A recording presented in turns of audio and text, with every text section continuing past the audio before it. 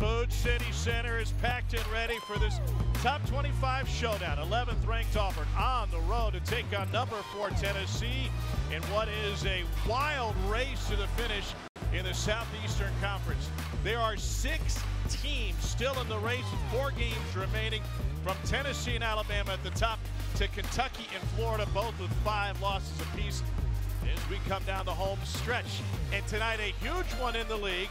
Currently Florida at home and a tight one against Missouri, South Carolina and A&M later. Then after us, Alabama tries to avoid the upset bug on the road at Ole Miss. That is the story. Here we are, and welcome to Knoxville. Tom Hart alongside Jimmy Dykes.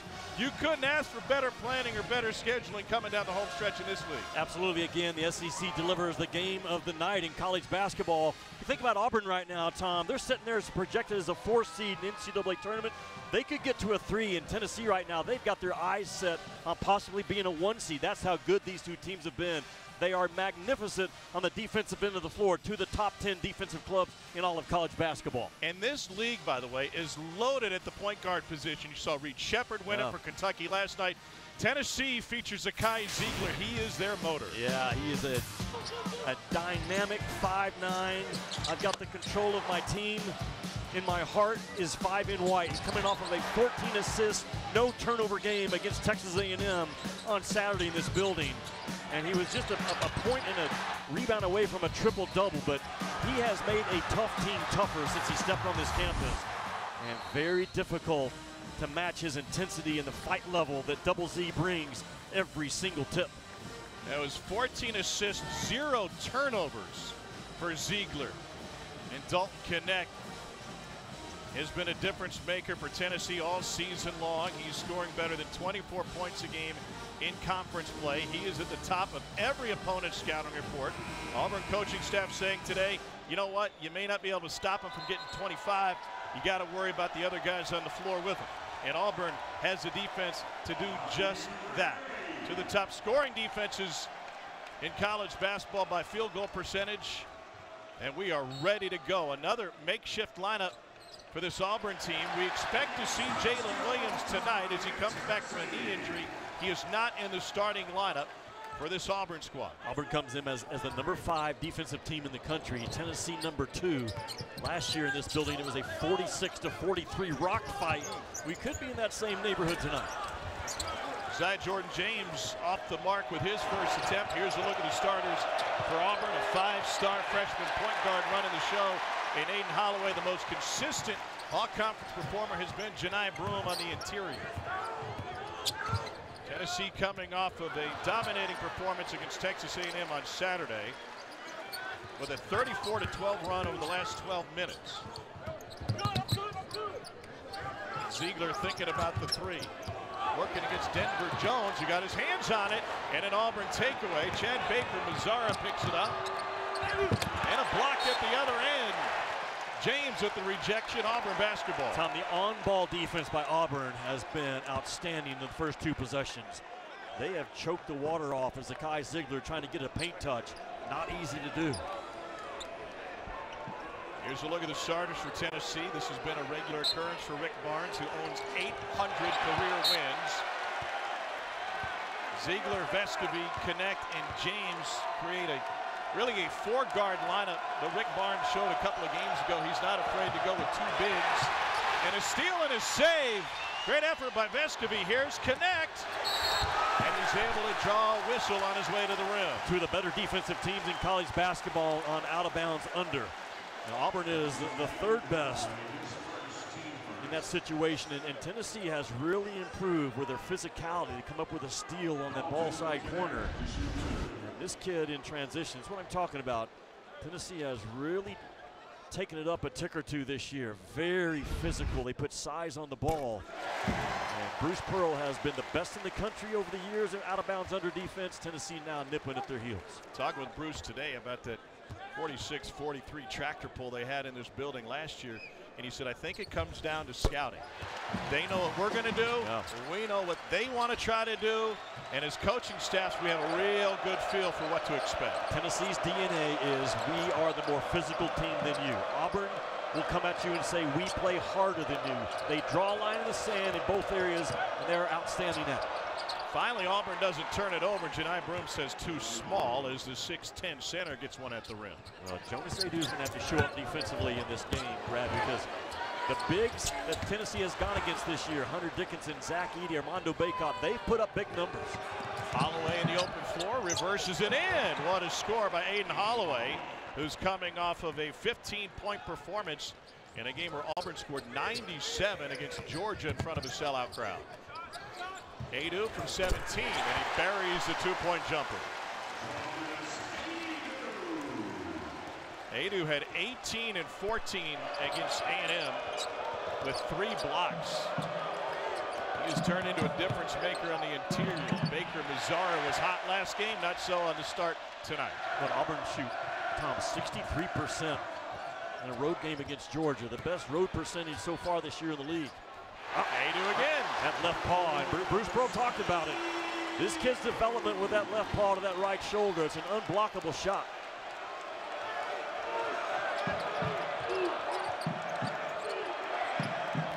Baker Mazzara had 25, starting in place of Jalen Williams against Georgia. Broom again, and it just fell off. And he has been so good, Broom. 63% around the rim this year as a finisher. Ziegler has it swatted. Here comes Auburn the other way. 4 on 3. Holloway from deep.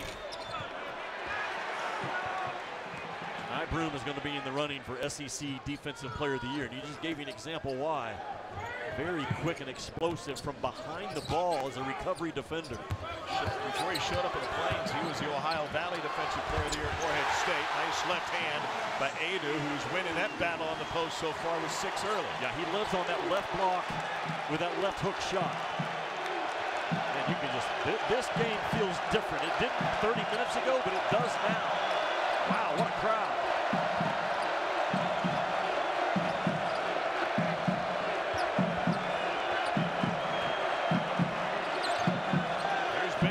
He's been on a tear the last 5, and his floater hits the front of the rim and falls off. Dalton connect. All the way down the lane, nothing doing there. Another block from Broom, who's second in the league with 2.5 blocks a game. Tom, it's one of those games, nothing cute will work in this building tonight. Nothing finesse. This is all body blow basketball early.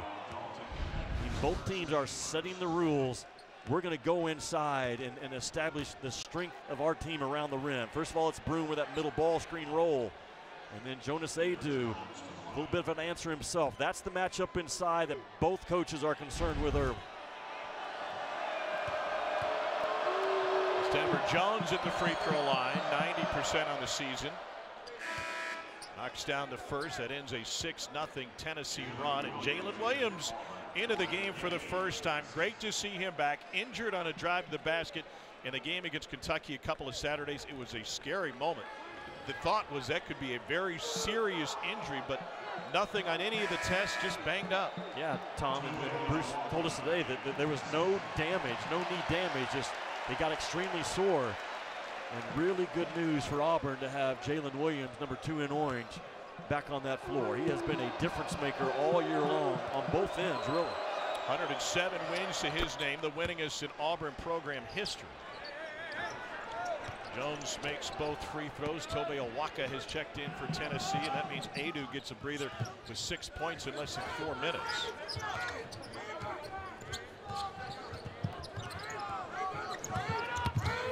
James with the pull-up. That's his game. I mean, he's a pull-up from the elbow, but he's also a pull-up from that short corner guy. Really good and efficient off of 1 or 2 bounces. Does not overhandle it. Baker Mazzara, a little too much mustard on that one. In front of 22,000, Tennessee has gotten off to a great start. I'm telling you, Tom, nothing easy in this game around the rim. You're going to try to set the rules of the game early, and the rules say whoever's going to win around the rim is going to win the ball game. But both clubs are just smoking it inside on the paint. Aidoo with that unblockable high left release. As we continue to celebrate Black History always, we recall Larry Robinson, who became the first black basketball varsity player at Tennessee, joining the team in the 71-72 seasons. He played here for 2 years, becoming a captain in his final season on Rocky Top. Then he went pro In another sport, played 4 games for the Dallas Cowboys. And another Tennessee legend in the building tonight. How about Grant Williams? Playing in Charlotte. I feel like, Jimmy, you think back to the Tennessee teams that he was a part of with Admiral Schofield under Rick Barnes. That was the foundation for the success that they're enjoying now. It absolutely was, and that's when that player-to-player accountability went to the level that is acceptable to Rick Barnes with Grant, Admiral Schofield, Jordan Bone. That was a grown man's team, and that torch has been passed down and carried on through guys like Josiah Jordan James and Santi Vescovi.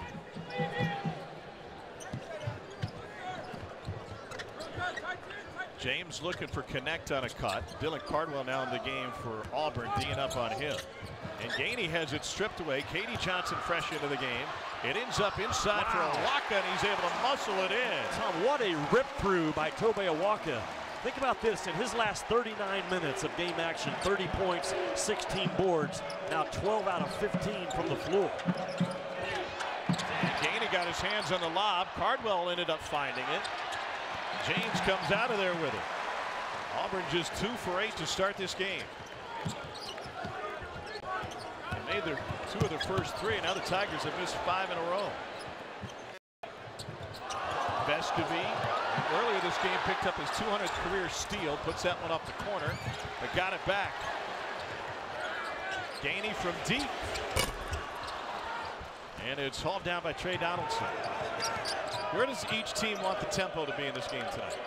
I think Rick wants to try to speed this thing up. And Bruce Pearl, they're both good at playing fast, but on the road, Bruce is not afraid to go to his cutters action right here. Absolutely, control the pace a little bit.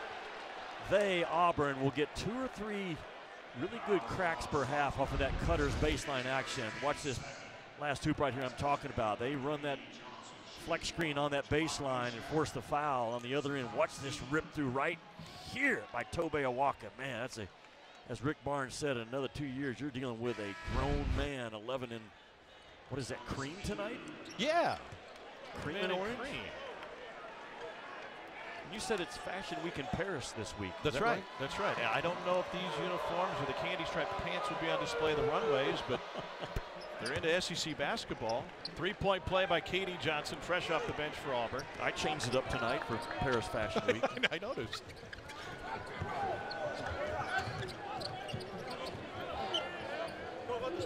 Here's Gainey looking for Ziegler, and Awaka trying to find some room inside. Should be an interesting battle in the paint on both sides. Auburn gets about half of its points in the paint, thanks to Broome and Williams. What can we expect, by the way, from number 2 in Auburn orange tonight, Jalen Williams? Well, it's interesting because you come back after a layoff like that, you're going to have to knock off the rust a little bit. Now, he's had 3 or 4 pretty good days of practice, but his versatility is what always concerns you. Sleeve on that right knee, and from the corner, Baker Mazzara, no. Adu the board, stolen away. And no whistle, there it is. The shot didn't go, and Baker Mazzara will be going to the free throw line as Jonas Adu is charged with his first personal. A very late whistle. Not popular with Rick Barnes, but Jonas Adu trying to make a habit pass. It's almost like he thought they were running 5-on-0 offense. And he comes down with that rebound. Just, it's a habit pass on the outside. Auburn is tricky. They've got some crafty guys that will gamble back, and it's exactly what happened. So Baker Mazzara, over his last 7 games, Jimmy, is averaging 13 points a game on 55% field goals, 56% from 3, and 91% at the free throw line, where now he has made 21 straight. You could argue he's been Auburn's second best player behind Janai Broome. And he is a phenomenal locker room glue guy. Like, Bruce Pearl trusts his voice as much as anybody that he has. I'm talking about the guys that have been with him for multiple years. But Baker Mazzara now, he gets it just on a national level. He's a guy that's really overlooked for how valuable he is to a top 11 team. Started his career at Duquesne and then to San Diego State for a stint at junior college. And then joining this Auburn program, Leo Berman and guard Ziegler got a jumper off above him. And here comes Katie Johnson, a whirling dervish in the open floor, and it's rejected by Adu. Berman gets it back. Williams got it, and Auburn has its first lead since it was 4-2. What we can expect from Williams is another low post threat for Bruce Pearl to throw the ball to. Awaka is going to the free throw line. Over the years, the bigs of Rick Barnes will wear you out, establishing that low post position off of their conversion push. And this time it's Awaka that wins the sprint and then wins the low spread out. It is interesting that he's going with the two bigs here tonight. Grant Williams and Josh Heupel know about big games. Another one coming for Awaka. Two of the top teams in the Big 12 square off Saturday in our ABC Men's Basketball featured matchup.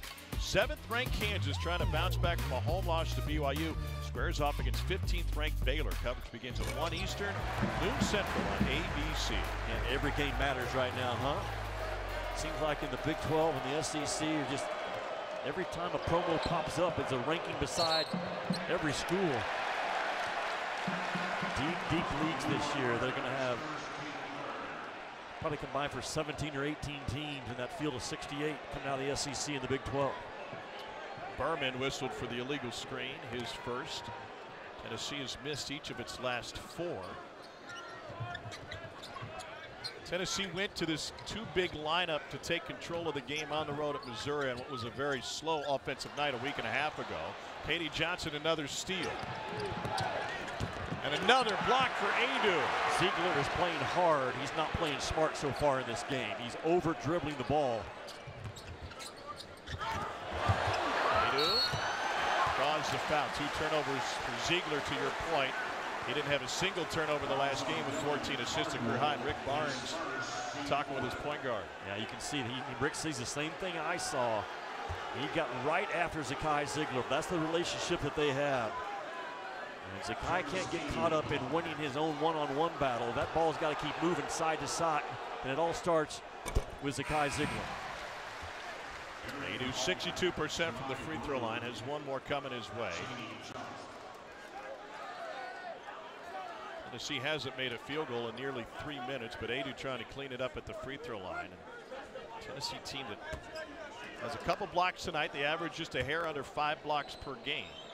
Tom, they really challenged Jonas Adu last night in the film. And you and I weren't here. We had Tuesday night games, but they put it on Adu and said, we're tired of the bigs we go against. Legit bigs having big-time games. You've got to lock in on Janai Broome tonight. Hands by Ziegler, recovered by Donaldson. Tennessee really extending the defense with Meshack. Shot clock's at 8. Johnson, extra pass for a corner 3. Berman in and out. It is not easy to get open looks against Tennessee. You got to make the ones that you get. Volunteers have missed their last 4, and a 16-footer off the mark. Broome knocked it out of bounds. It'll be Tennessee basketball in this dogfight of a game on Rocky Top. Volunteers lead early by 3.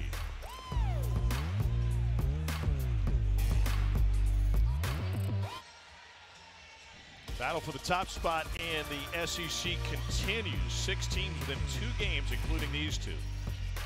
And Tennessee has an early 16-13 lead over Auburn. What a gauntlet Tennessee has remaining, Jimmy. It would be the first time in school history, should the rankings hold, that they play 4 consecutive teams in the top 20, and that's to close the regular season. What an entree for Nashville. Yeah, we were talking with Rick Barnes this afternoon. Like, every team left that Tennessee's going to play will be an NCAA tournament team. There are 4 remaining in regular season. By the time they open up in SEC tournament play, probably against a tournament team as well, and then the NCAA tournament's right up on them. One of the most difficult closing schedules in all of college basketball. But if you're Tennessee trying to be a 1 seed, man, the opportunities are there. All of those are quad 1 chances for Tennessee. Feels like the top 3 seeds, according to bracketology, top 3 number 1 seeds are not cemented, but really tight. And yeah. Fourth number 1 is up for grabs and available amongst really a trio. Here's Connect, his first 3. First 3 by either team. They started combined 0 for 6. This time you cannot let Connect just casually dribble the ball into a 3 in transition. That's on Auburn.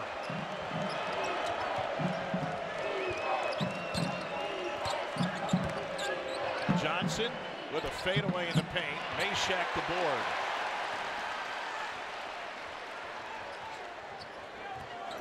Connect can be a volume shooter at times. He can also get red hot. So it makes sense they put the ball right back into his hands. They double him. Adu the solution, but he's challenged at the rim and turned away by Chaney Johnson. What a block by Chaney Johnson on a 7-footer that had momentum. Johnson's only 6'7". Here's Broom for three, and he buries it. That's a valuable shot right now by Janai Broom. Only Grant Nelson and Jaron Stevenson at Alabama have made more threes in terms of guys that are 6'10" or taller in this league. He has really stretched out his offensive game. And his teammates to thank for that. 86% of his threes are assisted.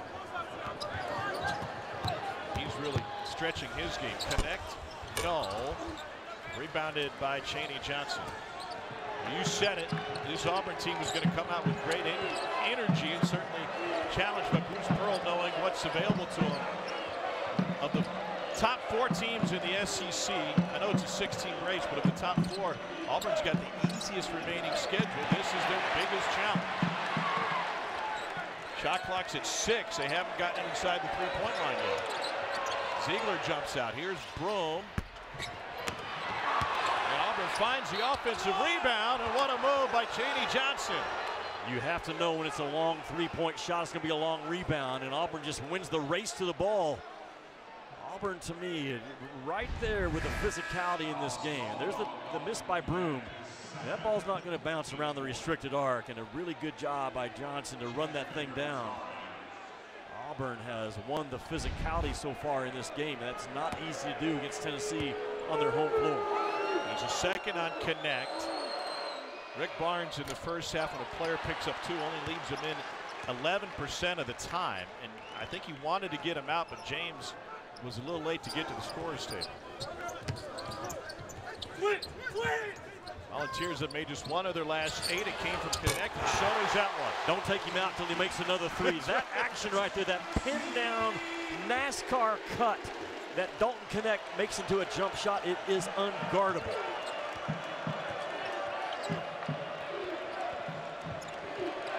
As crowded as everything has been on both sides, kind of feels like a Bristol race tonight. It does.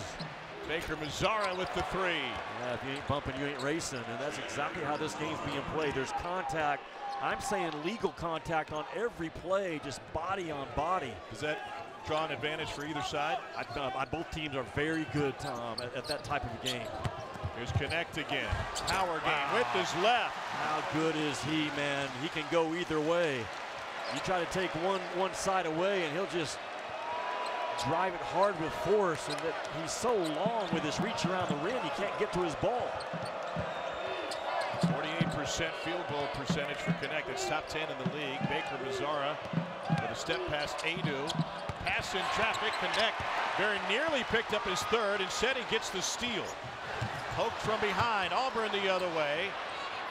And Broom gets tripped in the open floor and goes down holding his right elbow. I think he just crashed really hard, and he's already opened up a strawberry down there. Well, now Connect has to go out, but he got some points before Rick Barnes should set him out because of that second foul. And Dalton Connect, when he comes off this NASCAR cut running into a turn like that, it is money, because Zakai Ziegler is throwing strikes, and then you come out and chase him down, and you're there on the catch. He just lowers his shoulder, and on 2 bounces, he's on the other side of the rim. That shows how tough he is, because in the scouting report, Auburn, with their extensive study, has said we want to make him go left. He's at his worst, and that's, relatively speaking, going to his left hand. Absolutely, but that's why there was multiple, I think 7 or 8 NBA scouts lined up on the sidelines the entire Tennessee warm-up session. All eyes on Dalton Connect. Yeah, I don't know about you, but there are a lot of logos on my flight into McGee-Tyson this morning. Volunteers lead by 3. Here's Broom. He's now a 3-point threat. And he leaves it short. Connect has scored the last 8 for Tennessee. Now that ball really has to pop without Dalton Connect on the floor. I think he's got to get side to side, and now it's equal opportunity offense for the Tennessee Volunteers. JP Estrella has checked in, 6'11" freshman. Gainey is fouled on his drive. It's a second on Aiden Holloway. Scruffy City is living up to its nickname tonight. We got a battle on Rocky Top. All right, guys, thanks a lot. Tennessee with a 3-point lead. Moments ago, the last time out, this is Bruce Pearl inside the Auburn huddle. Listen, change for watch this. Okay, now let you go left. Should I? Set it. You okay to shoot from this side too? All right, good job. Exchange fire. Should I come up? Cheney go down and get backside rebound. Set it. Cover some ground. Should I's gonna stand there unguarded. Or should I listen? Watch. Sometimes this guy comes up. Maybe there one more. Exchange fire. Set it. Throwback. Shot or one more. Meanwhile, Jordan Gainey at the free throw line. Tom, here's what stands out. Every play call that Bruce Pearl has or draws up, he's talking about the backside rebound. They are so good at their play design and emphasizing where the shot's going to come from, and we've got to clean up that backside rebound. That's exactly what he was doing in that last play call. Just one of the tremendous X and O coaches in the game is Bruce Pearl.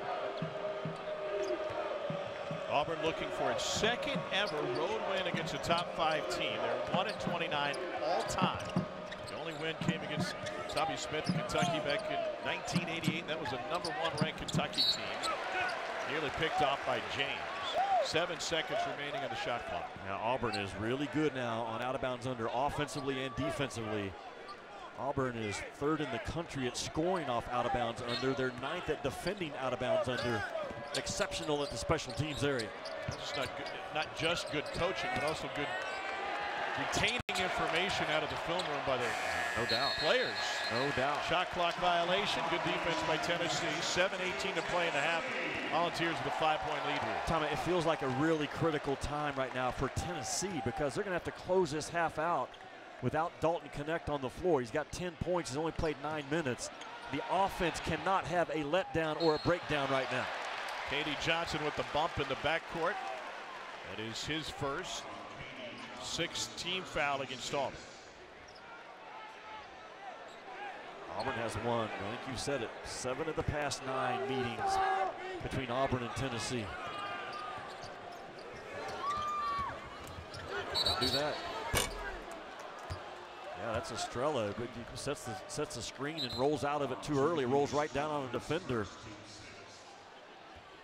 That is the 6th turnover for Tennessee tonight. So Rick Barnes saying you got to stop.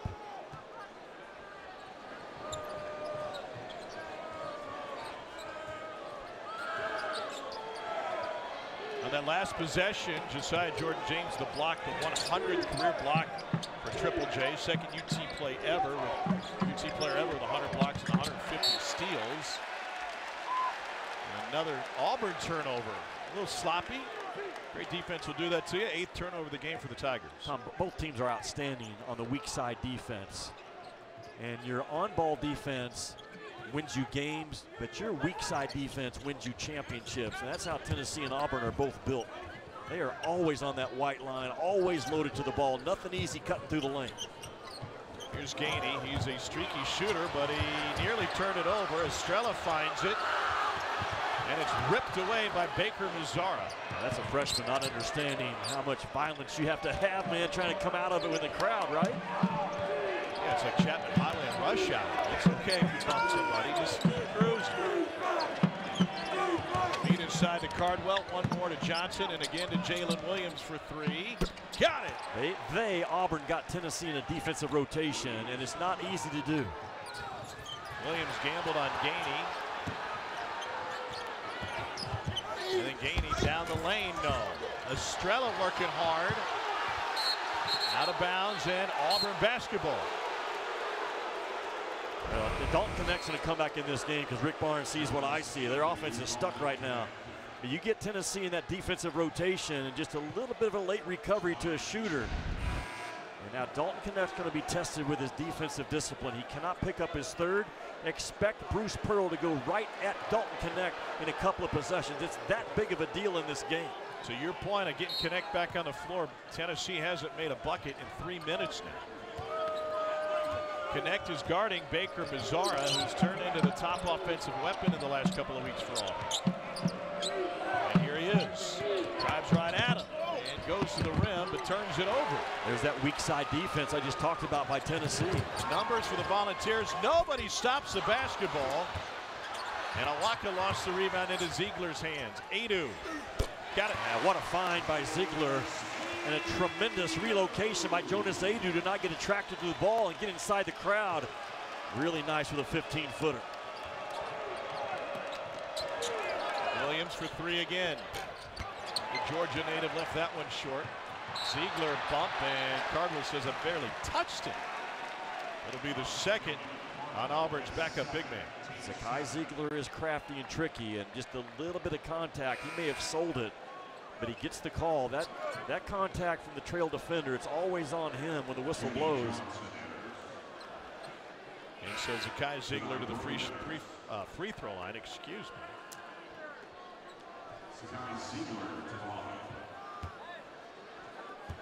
Ziegler 71% from the free throw line on the season. And this is a 1-and-1, his first free throw attempt of the game. Tennessee is a perfect 9 for 9 at the charity stripe. Tom, I was talking with Dalton Connect before the ball game, and he left Thompson Bowling Arena last night at 12:30 at night. He got here at 10:30. I got up about 400 shots between 10:30 and 11:45. Then Stretch got in the cold tub. I mean, this guy wakes up with a plan. He's addicted to being great at basketball. That's another thing that the NBA scouts love about this kid. 32 20-point games for Dalton Connect. Here's Katie Johnson back to Chaney Johnson, who's cut off. Katie wanted it back. Chaney kept it himself. Oh, wow. Nice move. I mean, he had to be physical, bounce off of Awaka, and a really nice high release.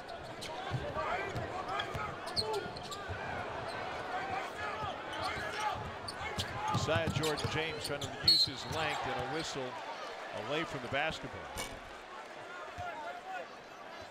Tom, if you can't play through contact in this game, you're not going to score. And this is a really good job by Johnson. There's a lot of contact, legal contact, banging against Awaka, but then pivots away from the body of Awaka to get the shot off. Nothing easy, nothing finesse at all in this building so far. Connect to the free throw line. He's averaging 20.2 points per game over the last 2 seasons. That's the 6th best among all Division I players active in both seasons. The only current player in the Power 6 better is Zach Edey. He's just a hair under 23 a game.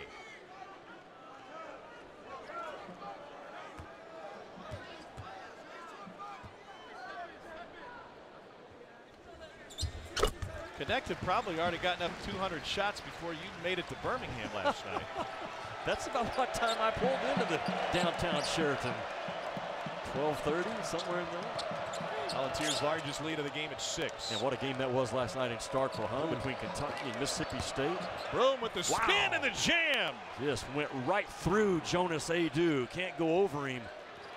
He wanted the whistle. He sure did. I'm not so sure he doesn't have a pretty good case for it. Very demonstrative is Don Daly coming back down the floor. And then another Zakai Ziegler turnover, his 4th of the game. And Auburn gift right back. I'll say it again. I love Zakai Ziegler. He's playing really hard. He's not playing smart as a point guard right now. What is happening right now in this game? Janai Broom, the physicality and the quick spin, man, right around Jonas Adu. Ball game in Rocky Top.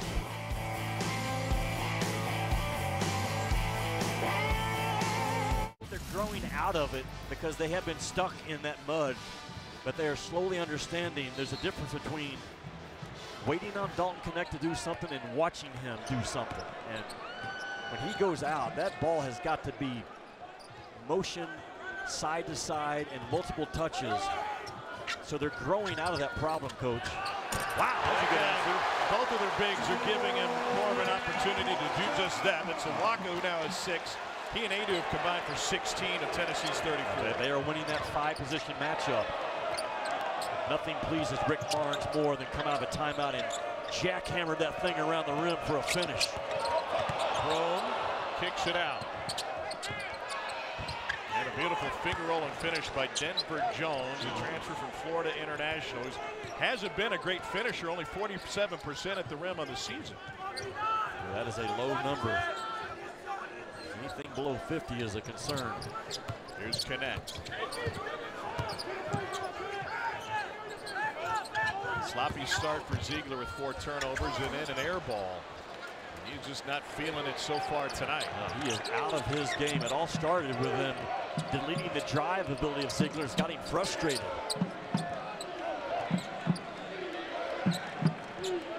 Broom likes to go over the right shoulder.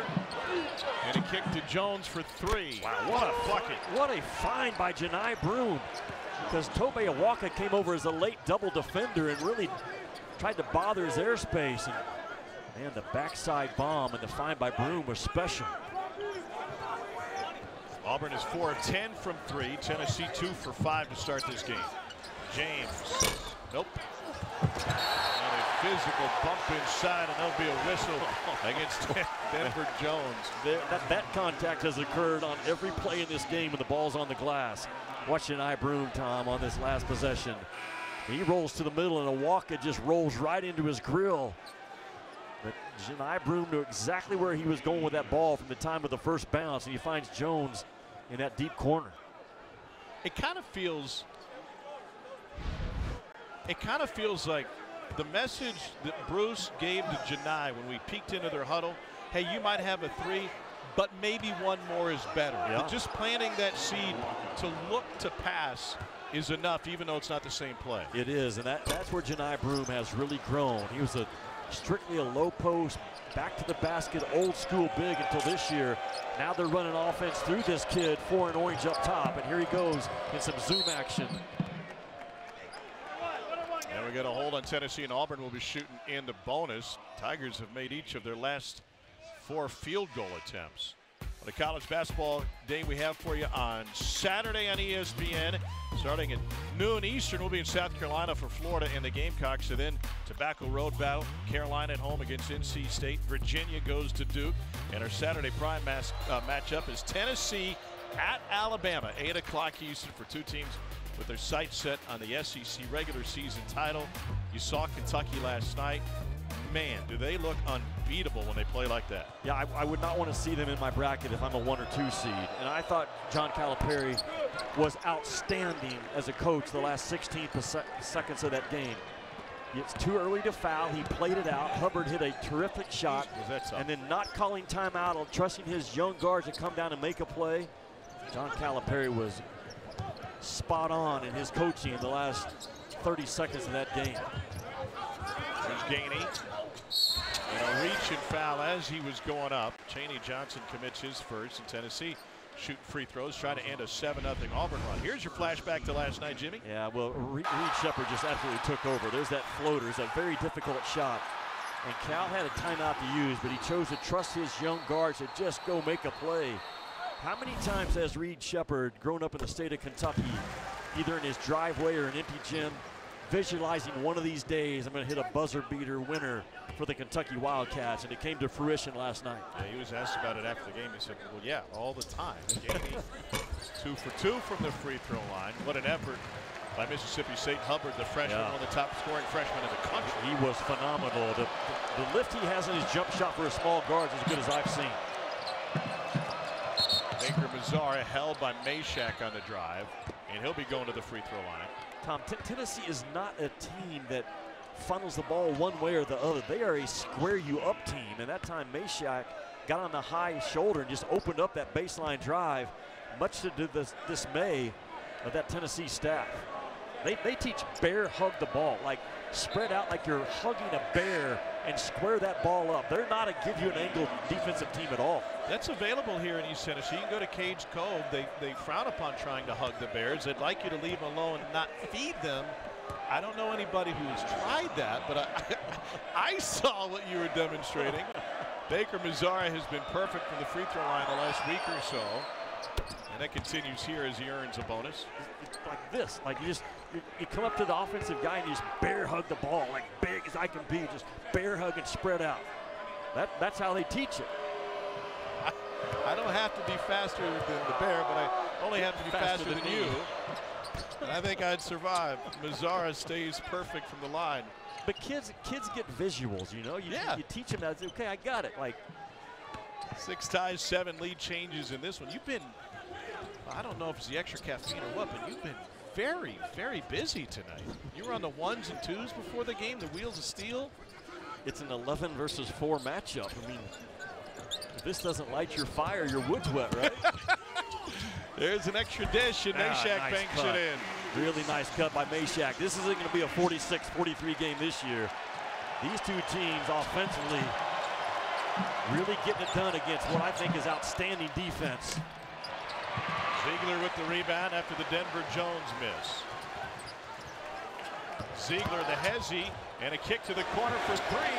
Gainey's got it. Yes, sir. Zakai Ziegler finally makes the right read and finds the right guy. Sometimes it's not a shot to get a guy going, it's a pass, and maybe that one wakes up Zakai Ziegler. Tennessee with a 4-point advantage late in the first half.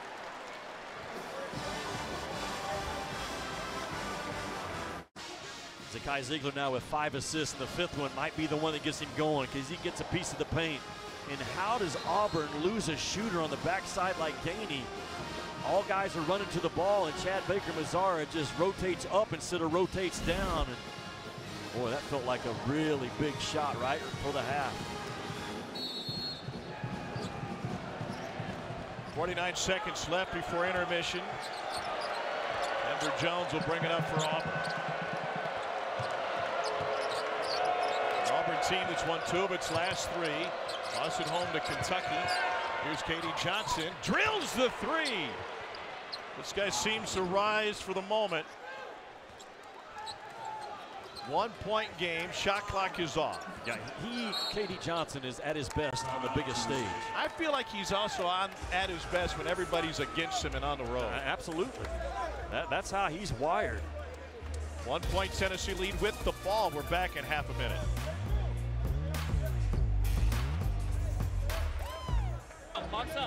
Get ready for the tiebreakers. Not since 2000 when 4 teams, Florida, Kentucky, LSU, and Tennessee, all tied for the regular season title. And we've seen a race quite like this. And Tennessee's got 4 quad 1 teams in front of them to close the regular season. Tom, Auburn just hit a major basket at the end of this first half. Now, can Tennessee answer? It's amazing how many times a big momentum basket is the difference in the game at the end of the game. Kentucky threw one in DJ Wagner last night right before the half, which paid off big time down the stretch. Feels like stealing a possession almost. Absolutely. Ziegler will wait. Now he goes with 7. Crosses over, pulls for 3. Yeah, huge to my three point. for Ziegler. One last shot, Jalen Williams, 3-quarter court. Just remember that shot when we have a couple of minutes to go in this game. It is amazing how many times a late clock, big time shot magnified the last minute of the game. Both teams sizzling from deep. This is the 4th and 8 tries for Tennessee as Ziegler tries to correct his game after a slow start. Katie Johnson hit Auburn's 5th a moment before that. And we've got a 44-40 game at the half at a packed Rocky Top. Let's get to the studio with Seth Greenberg, Dalvin Cup. Here's Kevin Connors. All right, Tom, what a finish to that first half there in Knoxville. Welcome into the halftime report. ESPN in front of 22,000 Food City Arena. Here's your E-Trade game track. And the numbers favor Tennessee, but just barely. 15 bench points for the Volunteers to just 11 for Auburn, which has been one of their strengths over the course of the season. 4th in the country in bench points on average. Welcome back courtside. Tom Hart alongside Jimmy Dykes. The crowd has been tremendous. There's so much on the line in this game. The energy has been high. Is it what you expected in the first half? Yeah, absolutely. The game of the night in college basketball has delivered in the first 20 minutes. 2 physical teams, man, but they can also score. 2 teams that are built to win games on a neutral floor, Tom, in March because of the style they play. This game has been established, though, on the inside, and who's going to win that around-the-rim battle that's going on? Jonas Aidoo so far has the advantage at the 5 spot just by a slight margin over Janai Broome. And Jonas Aidoo's offense has really grown this year. His confidence to that right shoulder left hook is awfully strong. Janai Broome is a good ball mover. He's also a shot blocker. He can roll out of it in the middle ball screen action. He's a good passer. He can step out and knock down a 3. Think about this. Aidoo and Awaka have combined for 16 points and 6 rebounds. Auburn's combination of Broome and Cardwell is only 7 points and 6 rebounds. So the offensive production on the inside for the Tennessee Volunteers so far has the advantage. One wild card for Auburn, and Chris Moore, who's been a regular Had a tough time finding minutes in the Georgia game due to some of these new rotations. Has not seen the floor yet tonight for the Tigers. Auburn finished the first half hot. They hit 3 of their last 4, including big Katie Johnson 3. Remember, Dalton Connect has 2 fouls. Will Bruce Pearl go at Dalton Connect early in this half? They brought a triple to Janai Broom. He turns it into a turnover and ended up on his backside. And Tennessee, normally they single guard the post, but they've thrown some different looks at Janai Broom in this game just to keep him out of offensive rhythm. A really good job by Rick Barnes with his defense. On the other end, Bruce Pearl can mix it up defensively through a zone at Georgia to start that game last weekend. Ziegler another 3. Tom, I just feel like that pass that he made to Gainey got him back being Zakai Ziegler. Largest lead in the game for Tennessee at 7. There's Baker Mazzara, lost connect thanks to a Broom screen, but couldn't finish. Frustrating possession for Baker Mazzara. Nearly committed a foul. Didn't stop the ball, and then the foul ends up being charged to Broom. Zakai Ziegler, the last 3 minutes of the first half, now to start the second half. He is really good at driving the defense off of him and then reloading with a back step into those 3-point shots. He's right there behind Dalton Connect in terms of Tennessee's best 3-point shooter. Tennessee 14 of 15 from the free throw line tonight. Connect is 4 for 5. Pardon me, 4 for 4. Tom, think about this with Dalton Connect. He takes between 4,500 and 5,000 shots a week outside of practice, every week. All to prepare him to take 32 shots in a game in a week. He averages about 16 shots a game. He's taking 5,000 shots to have him prepared to take 32. That's the type of work ethic it takes to be at that level. He's at his own level this season and could be a difference maker for Tennessee come March Madness. And his hands on that one. It turns into a Vestivie steal and a foul at midcourt. Second on Denver Jones. You can no longer say that Dalton Connect is a poor defender. He has also really grown in that area. His alertness, he's long arms, he's all of 6'6". Seeing the game defensively now much closer through the eyes of what Rick Barnes sees the game. How does his play impact the veterans around him, whether that be Josiah Jordan-James or Santiago Vestivie? Not from a role perspective, but taking some of the pressure off. That's the answer. I think it takes some pressure off of those guys, but Seth made a good point in the first half talking to us. Those guys have to continue to be aggressive and not just watch Dalton Connect go to work. Reach in, knock away. Vestivie goes down, and a shake of the head from Aiden Holloway, who not only commits his 3rd, but had his head bounce off the hardwood. Now he's trying to shake some of those cobwebs. Tom, that play sums up why Rick Barnes loves Santi Vestivie. I mean, his willingness to give up his body and just those crash and burn plays that he excels in. The trust factor that Barnes has with Josiah Jordan-James and Santi is as good as it's been. Watch out. I've been ran over before. I thought you were going to try to hug a bear. that would be one. Uh-oh. Hey, if you see me wrestling a bear, feel sorry for the bear. Didn't you spend some time with Sterl the Pearl before the game? I did. Unbelievable. Sterl the Pearl? Is that his name? He can't put on another man's headset and work his turntables without knowing his name. Here's Connect down the lane. Here's Jimmy Dykes pregame with DJ Sterl the Pearl. That's Sterling Henton, who was a Tennessee quarterback here in the late 80s, early 90s, led them to the 89 and 90 SEC championship. And he is impressed with Jimmy Dykes on the 1-2. What? Do you guys always have to run a camera? Yeah. What are we doing? The eye in the sky is always watching. Oh man, this student section. That's enough, guys. We can move on. The student sections in this conference have gone to another level, not just here at Tennessee. Reset or not reset appropriately. Yeah. Checking the shot clock. Were you remixing Rockin' Little Heartbeat over there? Is that what it was? No, I'm not sure what I was scratching, as the kids call it. Scratching the itch. You finally realize your dream. Here's what they're looking at. Shot clock was at 5 at this point, and it did hit the rim. And then it was out of bounds on Auburn. And no possession change. Confirmed, the ball hit rim, reset of the shot clock. Don Daly's voice for you. What's Bruce Pearl telling his guys right now? 9-point deficit. Feels like Tennessee is a team that can go on runs, obviously. I'm anxious to see if he continues to try to make Dalton Knecht defend and pick up that third foul. That would be a big, big play in this game. And Johni Broome not afraid to express his feelings. This is a team, Auburn, they go right at one another in the right way. And Bruce Pearl demands a lot out of his guys, but he'll take it when his guys see or say something different. What a block. Great challenge by Chaney Johnson. Here's Auburn the other way. And a block and a whistle. Auburn had started the second half just like the first with back-to-back turnovers. So the foul on Adu will help him out a little bit. It's his second. I wonder, and we weren't in the conversation with Bruce Pearl, but I wonder if part of that is Johni Broome being frustrated that he's not getting some whistles, as physical of a game as it is. Yeah, it could be. But you have to play through it. And Johni Broome in the ear right now of Trey Donaldson. Johni Broome is one of those kind of guys that will demand the basketball from his teammates, as he should.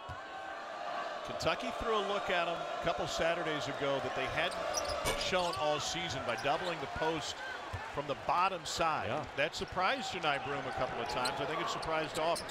You've got to keep a guy that good and that old just out of rhythm.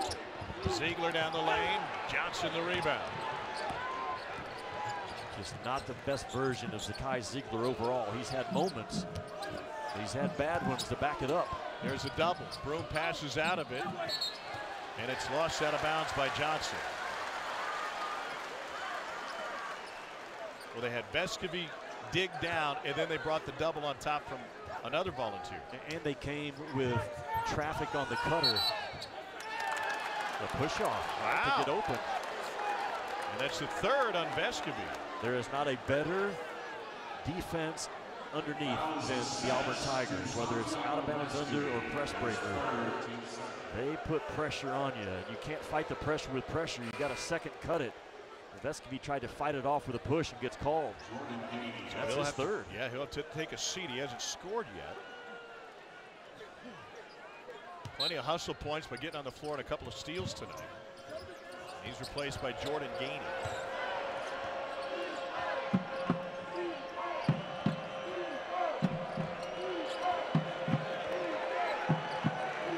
Trey Donaldson goes from Broome. Shot clock at 4. A little up and under. And the rebound ends up with Broome, who beats a shot clock. He has tremendous hands in traffic, does Johni Broome. And the awareness to know that shot clock is ticking down to quickly get it off is special. He's hunting for what would be his 58th career double-double. He's already 6th among active players nationally for career doubles. Connect off the back of the rim. Baker Mazzara. Go right at him, right? Absolutely. Back to Baker Mazzara. To Broome. Little jump hook. Got it. How quick was he? His shoulders. His best post moves have been when he's been quick with. Absolutely. His shoulder move down here in the first half, but that one right there, that's just so untypical of Zakai Ziegler. But the value still of a guy that can get it on the glass when Adu is a 7-footer right around that rim. You can't undervalue those plays. He's got 12. Awaka's got 6, and the Tennessee Fives are winning the battle head-to-head with Broome. There's another quick move to his strong hand and one. And Johni Broome trying to take this thing personally and on his own shoulders. That's a third on Adu. Yeah, Jonas Adu more than held his own the first half, but now it's been an advantage Johni Broome. And again, the length is not bothering Johni Broome, and his quickness to get around Adu and put Adu in a bind 4 or 5 times in this game has already transpired. Now Adu's going to have to sit. And so with 6'11" Jonas Adu on the bench, they'll replace him with a 6'8" but very physical Tobe Awaka. Broome 60% free throw shooter. First attempt of the night. Baker Mazzara fights for it and kept it alive. And then he spikes it off of James. I'm just not a physical box off by Josiah Jordan-James. Turned it into a jumping contest, and he lost. Jalen Williams back on the floor for Auburn. So think about Awaka now. He's only 6'8". He has to drive Broome out away from the basket. Any deep post touch, Broome's just going to elevate over Awaka. It becomes a strength game now defensively for Tennessee inside. Deep corner throw in for Jalen Williams. Not sure we've seen that part of the checkerboard been used for an inbounds play very often. Awaka's got to do his defensive work early. Short from Baker Mazzara. Scramble for the rebound, and Ziegler gets it. Connect, dangerous in transition, will pull it out. Now he gets downhill and reverses it, but can't finish. And the door is open for this Auburn team. Tennessee just won for its last 8. Jalen Williams, yes. Williams probably got away with a little bit of a push. Extended that left arm, I thought, in front of Don Daly. Don didn't see it the same way. And what an answer back. I mean, it was a 9-point lead just a couple of minutes ago, and here come the Auburn Tigers. Third personal on Denver Jones. His physical game stays tight in the second half. Now, Janai Broome is your anchor. He's your pressure release in an away game. Just eats up the ball on the offensive glass, the awareness to get it up quickly, and then right back inside. Adu is a 7-footer, but Janai Broome is so quick off of his feet, and Adu can't get to the ball. There's that spin move, Tom. We're talking about how fast his shoulders are. What a game in Rocky Top. True story. There's nothing more March than a conference title chase. It's the Volunteers and the Crimson Tide. The SEC crown is coming down to the wire. Experience number 4 Tennessee, number 14 Alabama. Saturday on ESPN. That's our Sonic blockbuster, and it plays a key role in the race for the SEC title. Here's what's remaining for the top 4 contenders, not including Florida and Kentucky. And according to Bart Torvik, remaining conference strength of schedule, Tennessee seems evident, right? Even a naked eye can see that. They have the toughest schedule remaining. South Carolina's second toughest, and then Alabama and Auburn. Bruce Pearl was quick to point out, yeah, our schedule may be easier than those. It's because we've already run the gauntlet. That's exactly right. And 6 teams this week in the AP Top 25 poll. The most of any league comes out of the SEC. 3 teams in the top 10 of the net also leads the country. Don't forget, Ole Miss has Bama tonight. An opportunity for Ole Miss, a bubble team to get signature win. Stolen by Katie Johnson. Here's Donaldson. Gave it back. And Auburn did get a look at the rim on that 2-on-1. Loaded out top to Broome.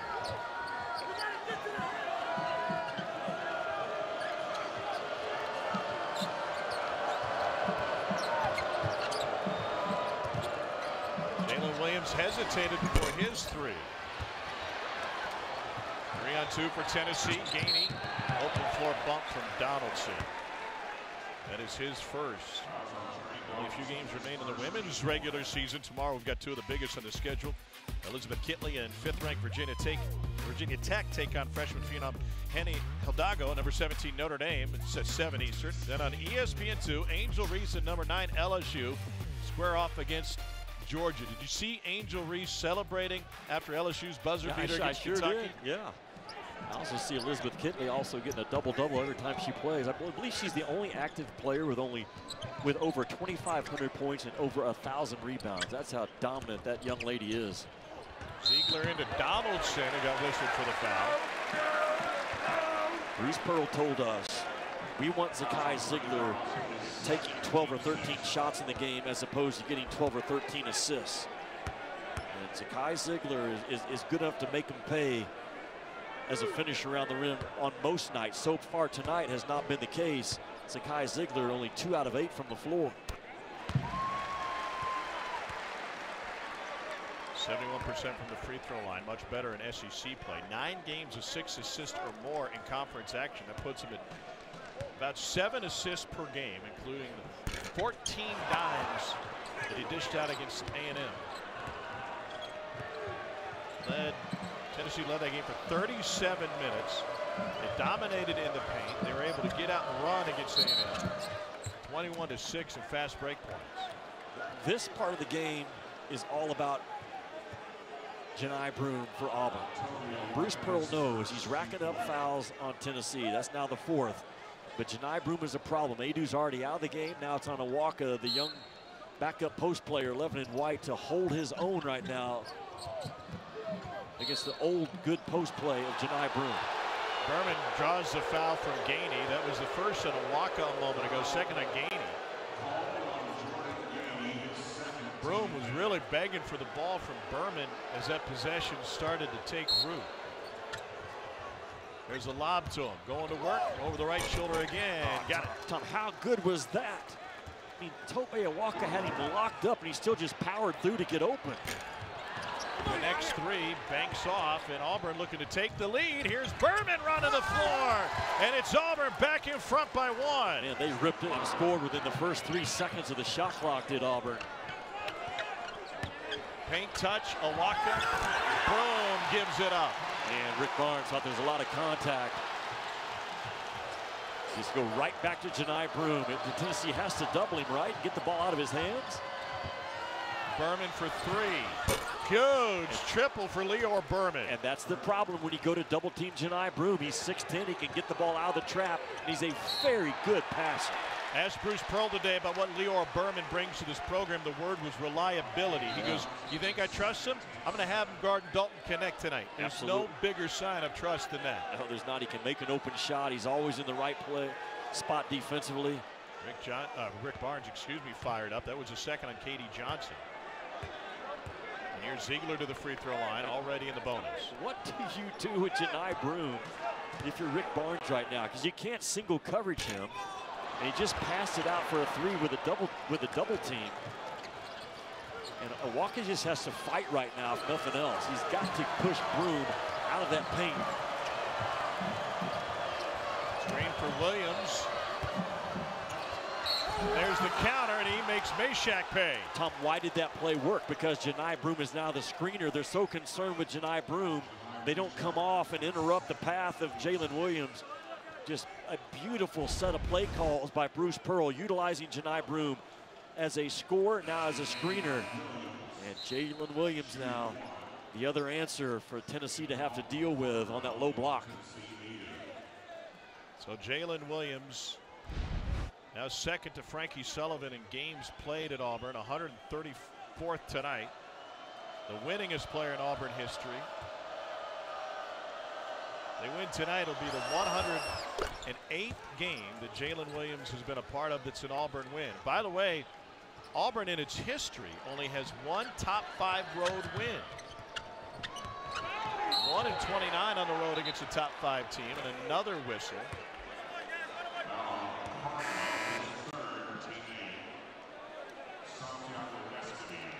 And Vescovy returns playing with 3.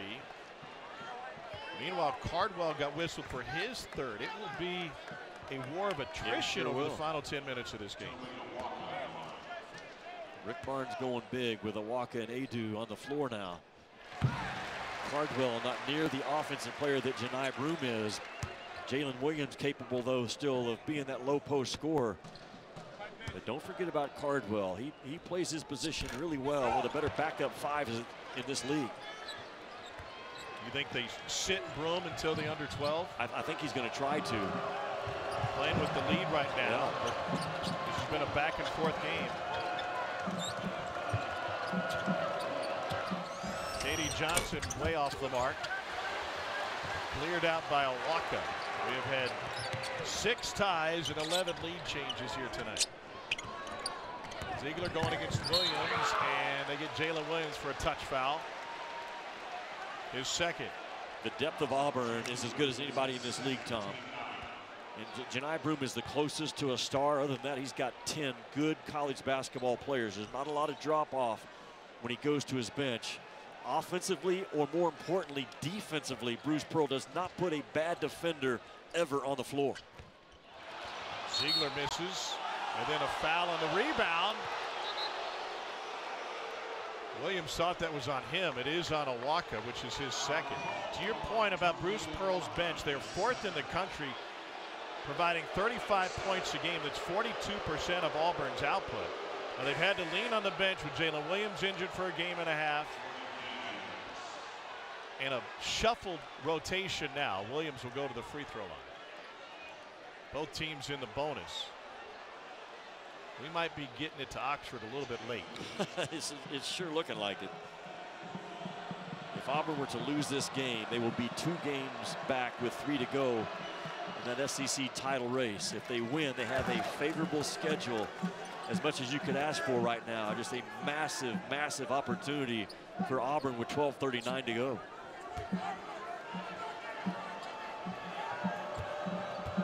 Jalen Williams 81% at the free throw line on the season. Cashes them both in. It's the largest lead for Auburn, and that gives Bruce Pearl a little bit of leeway in terms of getting some rest for Broome. It does, and Auburn can defensively connect right now. He's going to have to start working. Connect cannot guard himself. He seldom does, but he's got to be aggressive. Trap for Vescovy. It turns into a takeaway for K.D. Johnson. And then Vescovy gets whistled for his 4th.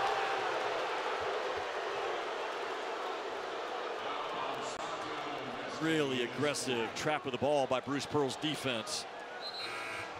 We talked about it. Auburn is the #5 defensive efficiency team in the country. They can choke your water off in a lot of different ways. They guard the ball with vengeance. They don't open up their hips. Very few straight line drives. They're tough on that post. They can trap the life out of you. All those things are clicking right now for Bruce and his defense in the second half. Broome returns before the timeout. They want to try to put the hammer down here. K.D. Johnson at the free throw line. To your point, Auburn is 4th in the country in field goal percentage defense, allowing just 38.4% shooting against them. And they've held Tennessee tonight to 40% from the floor. That is 5 percentage points below Tennessee's average. Senior from Atlanta, K.D. Johnson. The lead is 8. Usually this is where Dalton Connect starts to get his looks. It seems like it's that time. And Auburn is going to show zone right here, and they will go into a man if the ball gets to the middle part of the floor.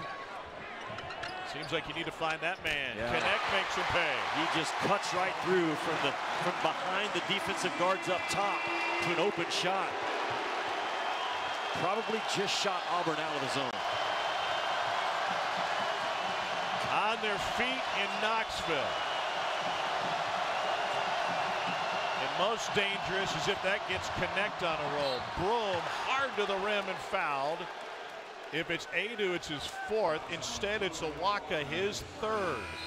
How about this zone buster? It's Dalton Connect. Sees the zone, finds a spot. Nobody gets to him in time. Dalton Connect has hit 3 threes. Tennessee.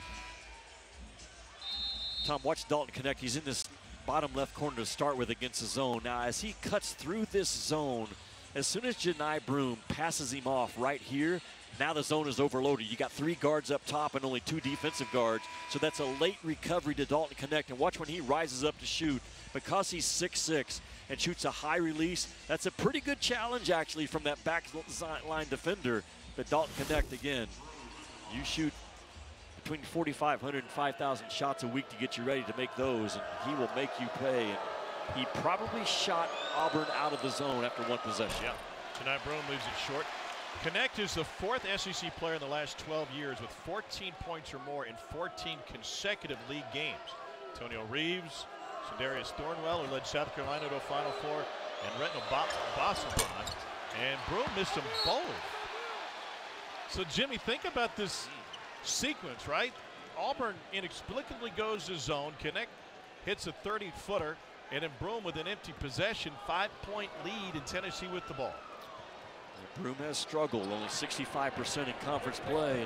They showed zone again. They showed zone again.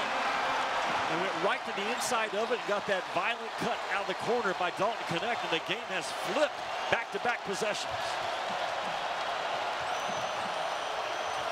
Here's Broome on the cut.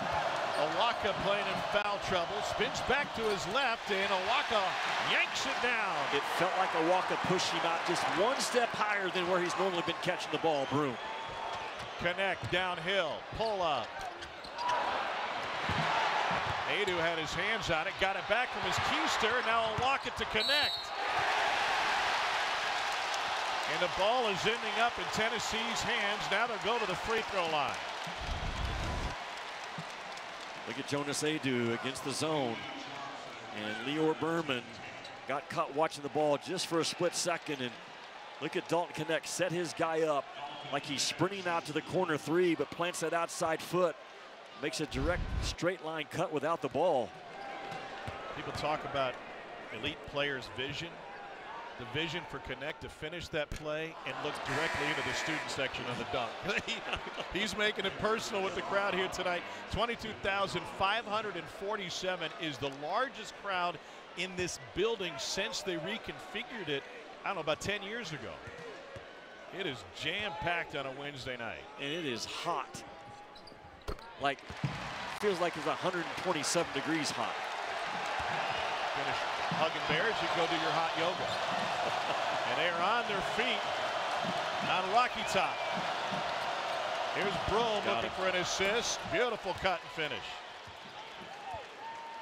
About once a half, he will run that circle motion and get you chasing from behind. And they empty up that offense, lift everybody above the free throw line, and just opens up that circle cut. Connect guarded by Chaney Johnson. Into the paint again and draws the foul. There's a second on Johnson. Watch this last play by Auburn. They're going to lift the entire offense above that free throw line extended, and then you just circle cut Baker Mazzara off of it on the weak side of the floor, and Janai Broom's the trigger guy again. There's not a better passing big guy in this league than Janai Broom. Dalton Connect with a 20-point game for the 11th time in the last 14 games.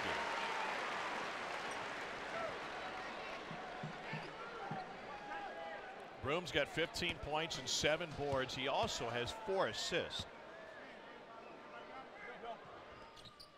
Superstars impacting this game late. Auburn by 2.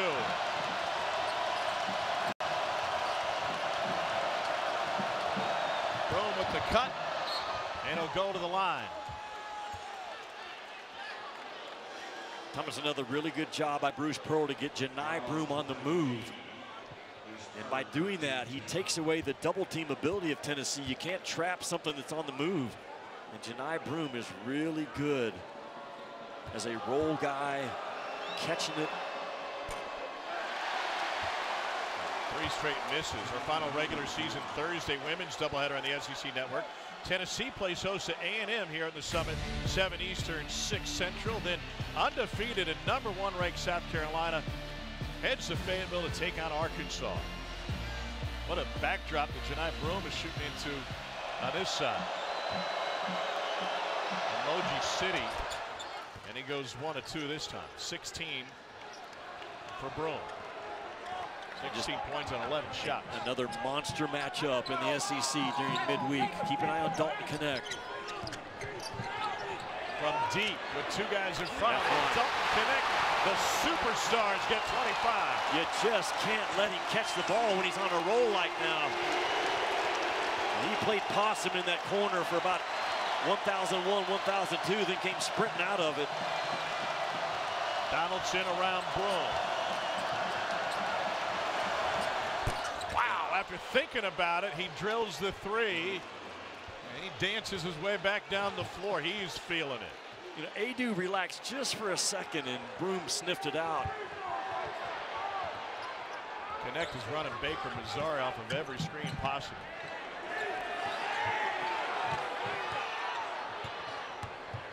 And they get help from Johnson. Connect wants it back. Shot clock at 8. Ziegler. Huge 3.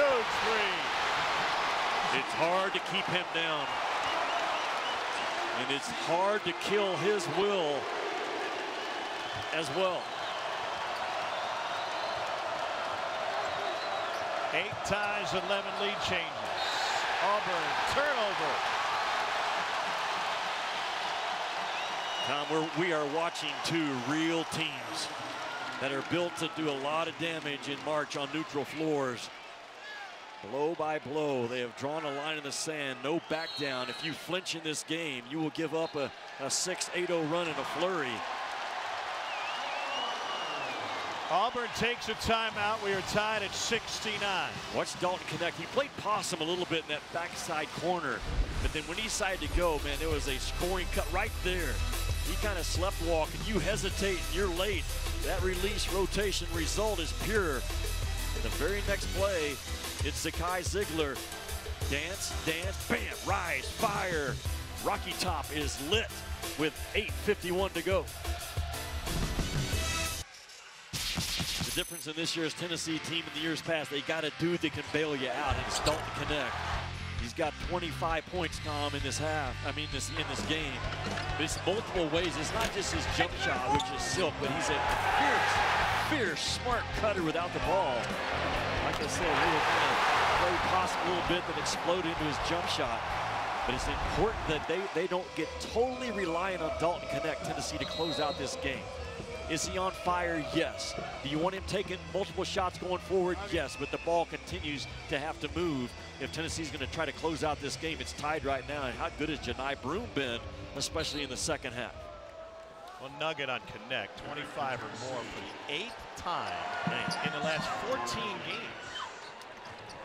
He has the lead for the SEC Player of the Year race. I think he will win it. Right behind him, Antonio Reeves at Kentucky and Mark Sears at Alabama. Janai Broome also in the conversation. There you go.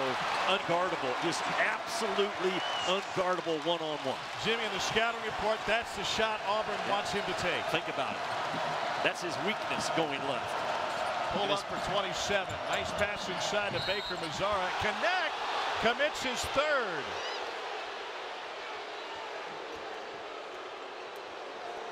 He has played a long time, though, with just 2 fouls.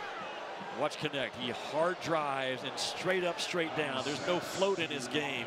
His balance is as good as you're going to see it for an offensive player. And there's been a lot of contact in this game. That was not a lot of contact play, but regardless, Connect now with his third. But he's played a lot of minutes with a lot of discipline to get to this point. And Baker Mazzara at the free throw line. And he is money at the charity stripe. Meanwhile, Tennessee has some very important people in foul trouble. Vescovy's been sitting with 4. Adu, Awaka, and Connect with 3 apiece. That's a first miss for Baker Mazzara in his last 26 attempts.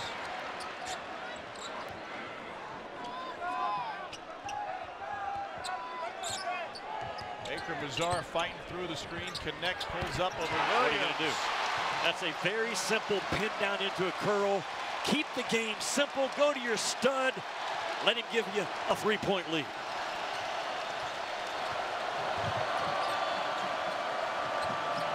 Can Auburn get Broome involved? Here's Baker Mazzara. Finally gets a touch.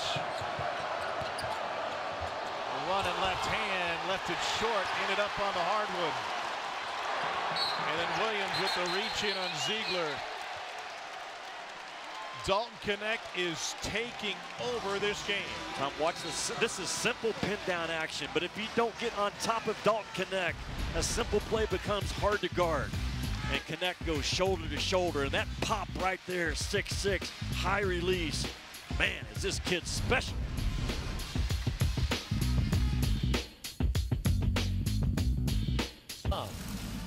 You guys are all over with Alabama. They've scored 109, 198, and 95 respectively their last 4, and only 3-1 because Kentucky, as Seth mentioned, dropped 117 on them. So here's the updating standings.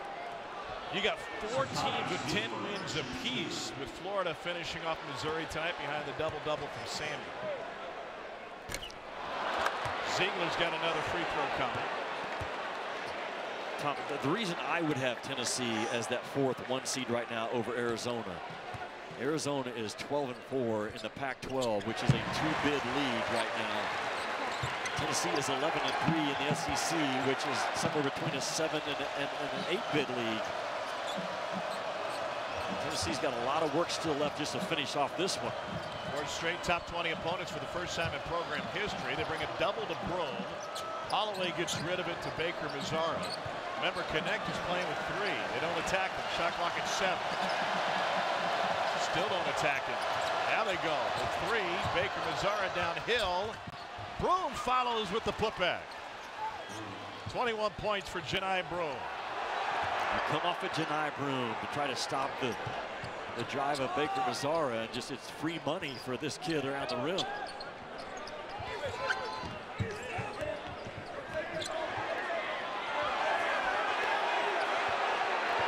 There's a mismatch. Deep 3. Come on now.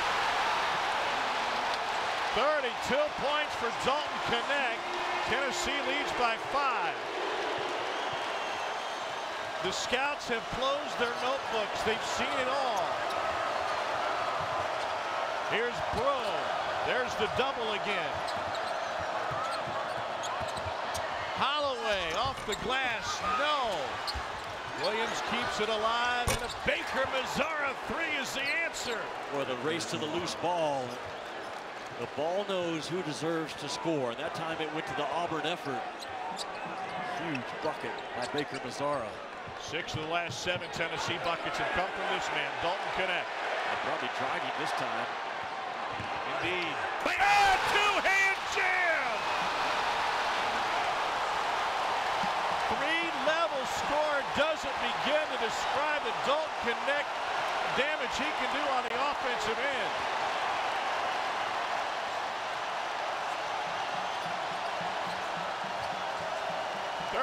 of Tennessee 79. Broome, nothing doing there, and Gainey with the rebound.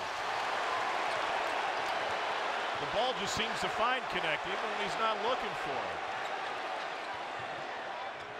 Now looking for an assist, a Tennessee turnover though. A walk off of his foot and no look to Jones. You just saw though the spurt by Dalton Connect, which has me convinced he will be the first college player taken in the next NBA draft. Will give the SEC the first college player taken in back-to-back drafts. Brandon Miller last year. They double Connect. He gets rid of it. Ends up with Gainey. Broome the board.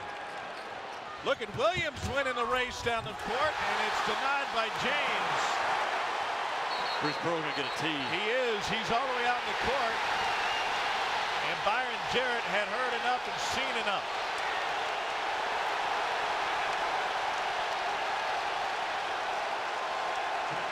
For 6 seasons, Bruce Pearl was the head coach here on Rocky Top, and it's been a frustrating trip back to Knoxville for him tonight.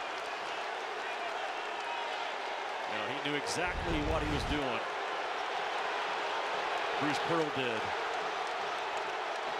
Man, Josiah Jordan-James comes in from behind. I'm not going to bail him out and say there was contact with the body, because there was not. Did he get him in the arm? I couldn't see, but Dalton Connect is not the best free throw shooter. Bruce Pearl will use this moment right now to have a massive, massive effort and fight back from his guys. The Pearls are stealing a timeout here during the technical. Connect goes 1 of 2. Bruce and his son Steven, who had to scout tonight. The clock, we lost time on the clock. We're checking it. You got, maybe, was there contact with the head from James? I mean, he's on the side of the rim. The play takes place on the side of the rim where Bruce Pearl is. Bruce Pearl had a better look at it than anybody, most likely. There was no contact with the body. They are looking, by the way, here at the clock situation, I'm told, not at this would-be foul. I don't think the tricep even got it. I don't think so either.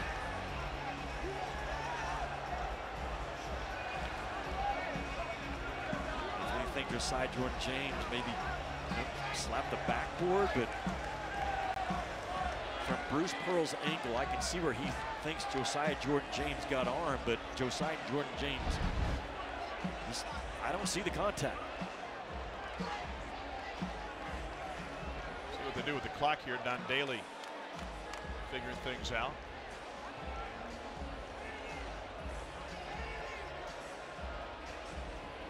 After review, the clock is correct. 4:48 to play. Tennessee leading by 3. It's a Tennessee program which is looking to continue an impressive run. They've won 11 consecutive at home against AP-ranked opponents, tied with Kentucky from 09 to 13 for the longest in SEC history.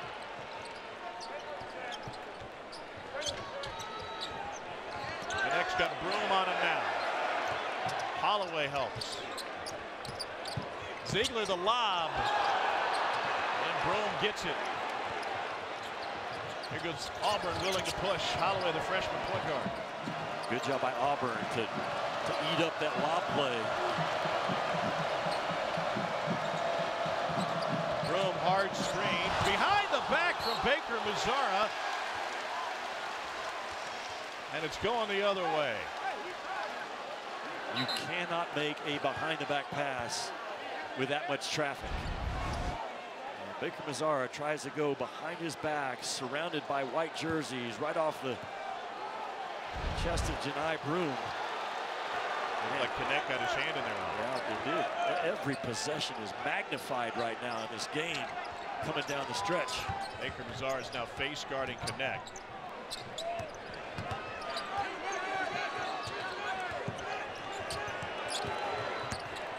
What a stud. Off the window and in. You could just 37. see it. He was not going to give the ball up.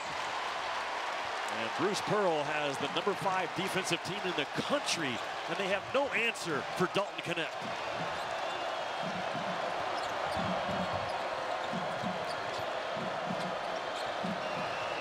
I'm not sure anybody has an answer for Dalton Connect.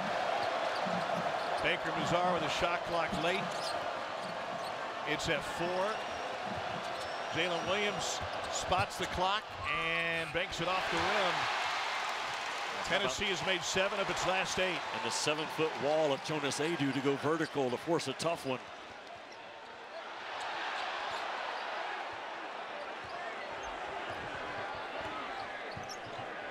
Clear out, let him go to work, right? He had 37 at the Dean Smith Center. He's got 37 tonight. Vescovy touch pass. Adu. Somebody ends up open. Absolutely. It all starts with the passing ability and the vision of Connect to know they're taking me out of the game. We will make you pay. What a performance from the 4th-ranked team, Tennessee, tonight. And with 2:57 remaining, Dalton Connect and the Vols trying to hang on. Tom, remember last night from 10:30 p.m. to 12:30 p.m., Dalton Connect was in an empty Thompson Bowling Arena, getting up shots, stretching, getting an ice bath, doing work. And this kid, there's no answer for him. The versatility, the size, the strength, the length. Dalton Connect is hard to guard.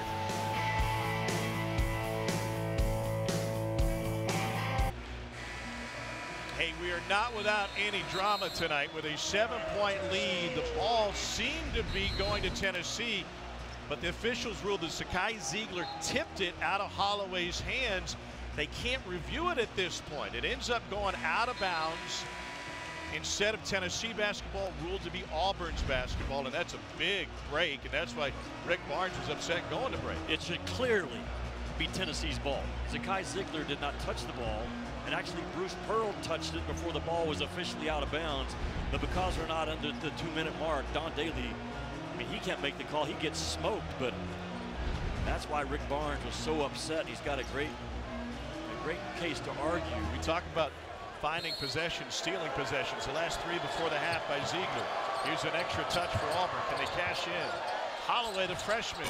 Wow! The passing ability of Janai Broom is off the charts in this game. He's throwing passes from 30 feet away, and he's throwing perfect strikes. That is his 5th assist of the night. 4-point lead, timeout, Tennessee. That's our story here in Knoxville. Let's get an update to the studio. Kevin Connors. And Tom, if you're looking for Alabama Ole Miss, we've got some bad news for you. It's underway on ESPN News. You're not going to see it here on ESPN2 for a little while anyway. They are underway in Oxford. 2-point lead for Ole Miss right now. You will see it here on ESPN2 after we go final in Rocky Top. Hi, KC. Thanks. What a huge opportunity for Ole Miss tonight, playing host at Bama. But first, this one, and a big chance for Auburn hanging in this one late. Remember this game last year? 46-43. We've gone way beyond that. Now. Yeah, the offense is another level this year. Look at Janai Broome, his eyes. As soon as he caught it and felt the double team, his eyes were searching for that backside bomb, and Auburn delivers. With 2:45 to go, Janai Broome is still a major problem for Tennessee. 21 points and 5 assists for Broome.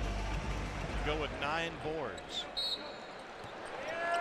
Best to be playing with 4 fouls. Connect is out there with 3. There's not a better environment in college basketball than this building tonight. Baker Mazar, bear hug and Connect. Leads 4 on 4, and Ziegler all the way under the basket, but couldn't find an entry. Great defense by Baker Mazar. Shot clock's at 2. Ziegler never gave it up, and he ends up getting the whistle with 1.3 on the shot clock. He probably got to the 12th or 13th bounce of the ball, did Ziegler, on that possession.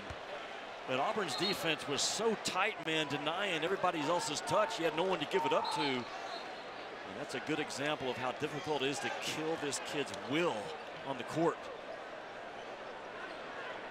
2:21 remaining. Tennessee with the basketball. We're looking at a possible flagrant elbow. But Denver Jones committed the foul. That this could be a flagrant elbow on anybody. Try to sort it out and see what they're looking at.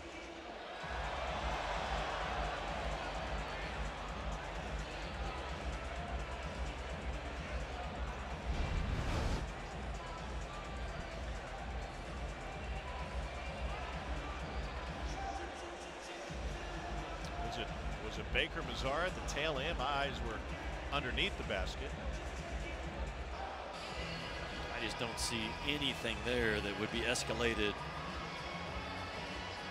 to an F1. I don't see anything excessive or unnecessary in that replay. Well, without any add-on, which we don't expect, Zakai Ziegler will be at the free throw line with Tennessee in the double bonus. Ziegler is only 4 for 8 at the free throw line tonight. After review, incidental contact.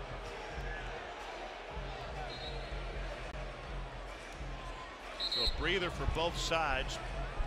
Each team has a pair of timeouts remaining. Ziegler is 4 for 8, like you mentioned, in this game from the free throw stripe. On the year, he's below 70% in conference play at 68%. But he's also the type of kid that you want on the line in late games because of his toughness and his self-belief in who he is in big moments. Zakai Ziegler, shooting 2.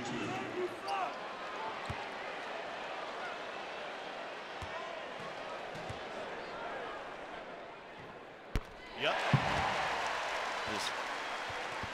As he says, his mom taught him to never let them see you sweat.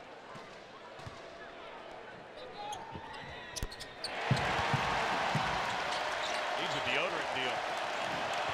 6-point Tennessee lead. 2:15 left. Broome on Adu. And he got the whistle. 4th on Adu. Adu trying to stay vertical and go straight up. Did his elbows get outside of his cylinder as a defender and get those arms coming down a little bit, maybe? I love what Bruce Pearl does, though. Nothing finesse, Tom, in this game.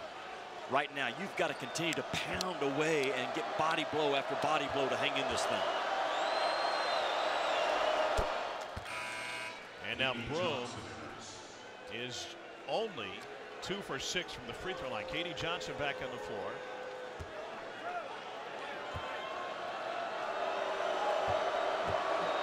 Jones sits with his 4th. Two big ones for Janai Broome. Remember, Katie Johnson also not afraid of these moments. A playmaker, 0 in orange on both ends.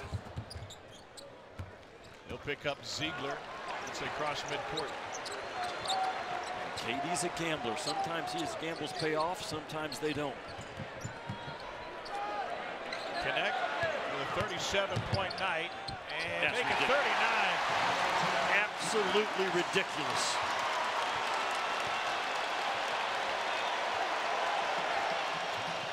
His performance tonight almost exceeds explanation. Johnson out to Holloway. Hit a big three moments ago. The veteran Jalen Williams got Vescovy in the air. Didn't get the call. A lot of kids born in Kentucky the next year going to name Reed, and a lot of kids in this state going to be named Dalton.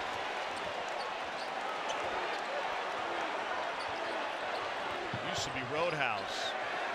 Now this is his bar. Here's Ziegler to James. They actually triple teamed the ball out of Dalton Connect's hands. From the E in Tennessee, that was way off, and Vescovy cleans up his mess. That's the first bucket of the night for Santiago Vescovy. He gives Tennessee an 8-point lead under a minute. Holloway downhill, redirected by James.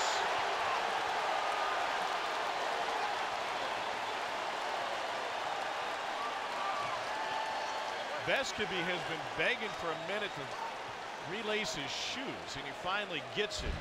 How about his first bucket of the night? Well, Dalton Connect lets it fly, but look at Vescovy, just wins the sprint. Chad Baker-Mazar is absolutely watching Vescovy win the foot race to the ball. Most likely a closeout basket by Tennessee. Clock ticking on Auburn. Broome shares it to Johnson, and he'll go to the line. That stops the clock with 44 seconds left. If that's Adu, it's his fifth. It is. He's done.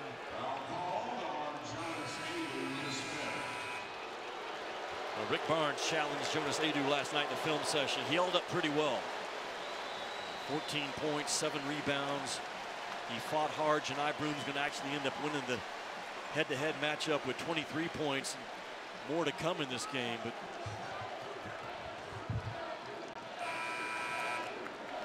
So puts Katie Johnson at the free throw line.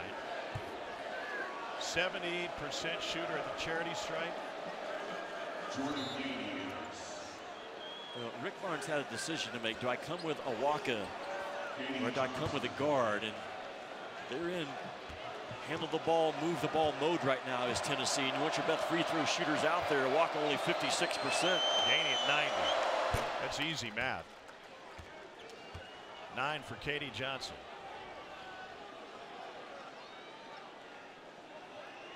So who do you foul? Vescovy has been a clutch free throw shooter throughout his career. James is at 79%. Gainey never misses. Ziegler not having a great night, but hit his last couple.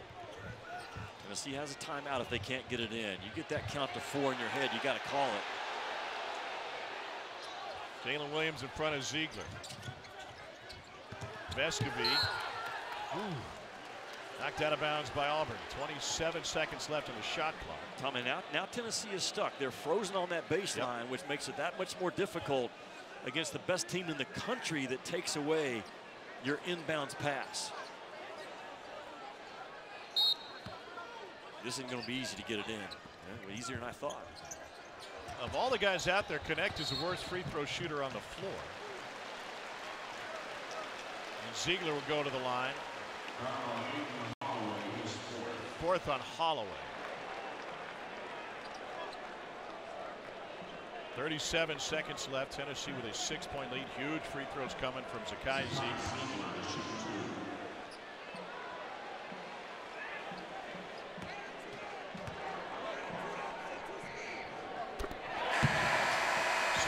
Points for Ziegler. I don't think this kid misses when the game's really on the line. He can be off for 30 minutes, but the last 10 minutes, he's as good of a closeout guard as we have in college basketball.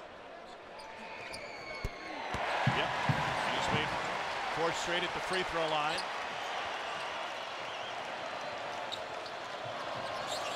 Tom, both these teams at their best, they are Final Four good. They are Final Four threats. Top 5 defenses. They got the offensive firepower. But Dalton Connect at another level is why Tennessee is built different this year in March than years past. 39 points for Dalton Connect against a top 5 defense. This will be the 12th straight home win against a top 25 opponent. The longest such streak in SEC history. They rode Dalton Connect to a monster second half.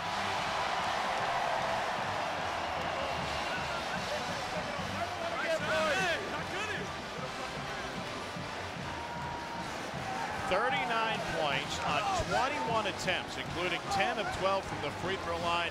And when the game was in question, Dalton Connect took it over. 5 of 8 from deep. They threw everything at him, and nothing worked. So in this wild SEC race, Tennessee gains an edge. Now 12-3 in conference play, with Alabama nipping at their heels. Crimson Tide in Oxford. For Jimmy Dykes, our fantastic crew, I'm Tom Hart. Let's get you there now with Dane Bradshaw and Alyssa Lang. Here's Kevin Fitzgerald.